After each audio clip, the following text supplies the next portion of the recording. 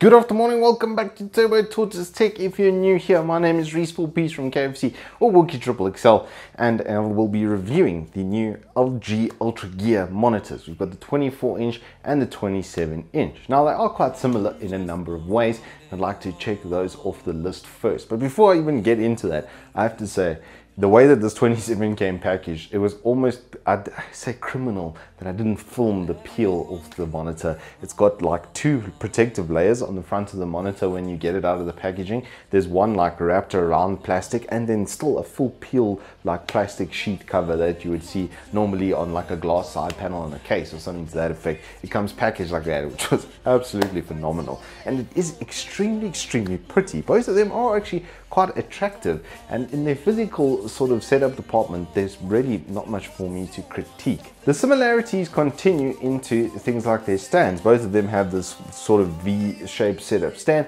and both with just a little bit of red embossed onto them to make sure that you know it's gaming and it's LG, which I actually quite like. It's a nice little touch. The back setup, I like the round sort of shape that's on it. The 27 does have a headphone stand on the back of it as well, which I found quite useful for channeling cables as well over the back of the desk, etc. It actually made it look quite a lot nicer visually from the front. Those cables that would normally sort of sit there and then just poke up into the monitor were highly out of the way. Both of them as well have adapters. They have external power supplies. Both of them are rated for about 30 watts. The 27 actually has a 48 watt charger, and then this has a 39 watt adapter. So they actually have quite a bit of headroom, which is really good because it means that this adapter is not going to be sitting on its limit right throughout its lifetime. So its longevity is going to be just a little bit better. And those improvements, I mean 10 watts on 30, if you're doing the quick maths, that's 30% power provision headroom. About the only thing physically that I didn't like was right at the back of the stand at the bottom. There's a little bit of like almost like poor cast seams from building that stand, but that's extremely nitpicky and literally the only thing physically that I could see that was like a defect, etc. on the monitors.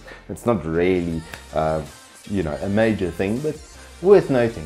I like to give you guys all the info.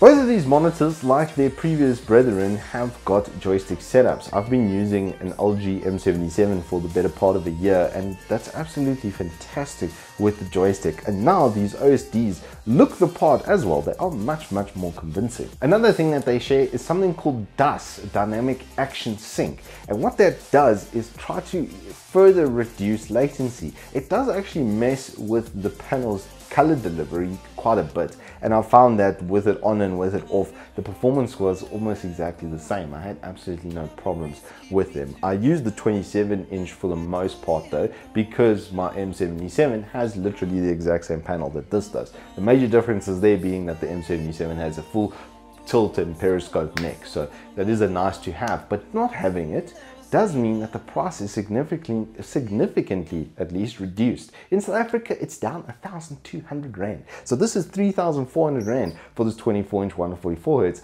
And to get a panel like that at that price is near impossible. There's no other brand in South Africa that's offering it at that price with a 3-year warranty.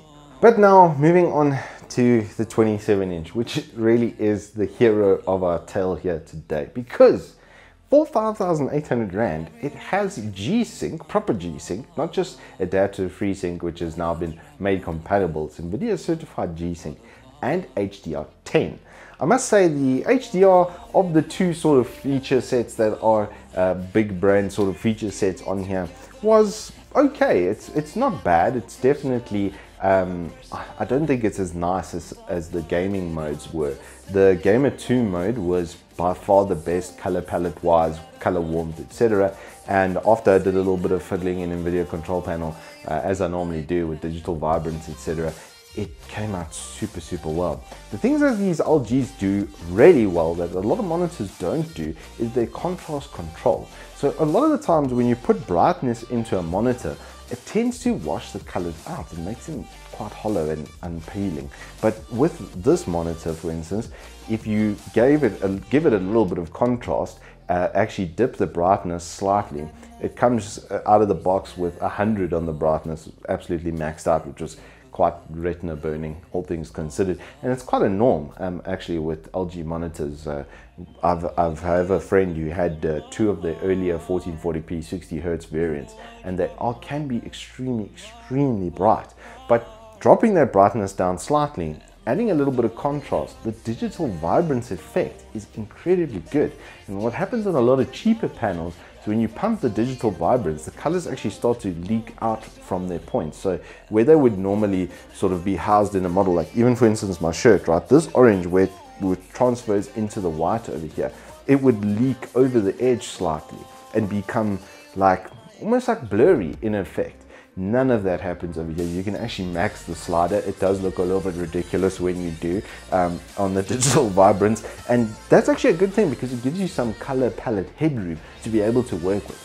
As I said, this also comes with a full periscope neck, which is extremely nice to have. It allows you to have the monitor at a good posture height. Instead of you sort of hunching over the top of it, you can now keep your posture and get your eye line exactly in line with the monitor like that effectively. And having that on this panel and this monitor is absolutely fantastic. I did find the base a little bit intrusive. It is quite long, but then with the periscope neck, because I could set it further back on my table, to get my mouse pad and everything around it, I actually became extremely comfortable extremely quickly. And instead of having a 24 where you're sitting literally on top of the thing, with the 27 you get the same kind of viewing size but further back from the monitor, which is better for your health, your eyes, your posture, etc. And to have a G-Sync panel at 5.8K, yes, it is a 1080p, and there was a little bit of that graininess from it being 1080p on a 27 because of your pixels per inch. But if I played 4K video back on it, or used NVIDIA DSR factors to increase the resolution to 1440p or 4K, it looked absolutely fantastic. And as I was playing some CS yesterday, quite late into the evening, as I tend to normally do, it was sublime. I was hitting shots left, right and center. Actually got to rank 1 on Kato's retakes. That's my old home. What's up? Look, it was just really good. People actually thought that I was on 240 Hz because of the shots I was hitting, but it just how comfortable the monitor made me feel on it. And I've been speaking about this monitor actually in daily deals or top 10 Tuesdays quite a lot, and I was like, it looks really good on paper, right? And now that I've used it, one of the easiest suggestions I can make, for the price of most brands' premium sort of 24-inch or 25-inch monitors, you can get a 27-inch with 144 Hz refresh rate. I used it on the 5 millisecond gray to gray, absolutely no problems there. It's a kind of a con with that as well, because all colors on 8 millisecond, so even a 1 millisecond quoted response time is literally just the gray to gray times. And if it's sub 8 on your gray to gray, it means your color is going to be at 8 anyway. And you're not going to see 8 milliseconds because on the quick maths, there's 1,000 of those in a second. So you're not going to be able to differentiate 5 versus 1. I can guarantee you that. On a 240 Hz panel though, I will say it does make a little bit of a difference to have it. But on a 140, on anything under 240, it's honestly irrelevant because there's not enough Hertz actual refresh rate from the screen for it to become impactful. All in all then, LG Ultragear monitors, they're fantastic. At the price point, they're very good. They do have some premium features here and there when you need it. Between the two, if you were on the edge about deciding, I would steer you towards the 27-inch just for that G-Sync compatibility. If you've got a high-end NVIDIA card and you can run a lot of like esports titles like CS and Dota, etc. at 1440p, then do that. It's going to look absolutely fantastic. And yes, this with a 1440p panel, I think would just be even better, but then you're going to drive price point up, right? So all in all, I think LG's done a really good job with these. I think they've hit the money on budget 144 Hz gaming with these two, and with a 3-year warranty, just a 10 out of 10 from me. Anyway, that is all we have time for today. If you have enjoyed this, then hit us up with a like and subscribe. I'll see you on the flip side.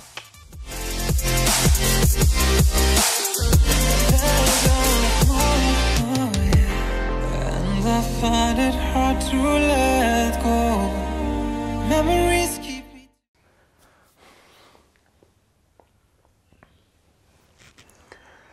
Both of these monitors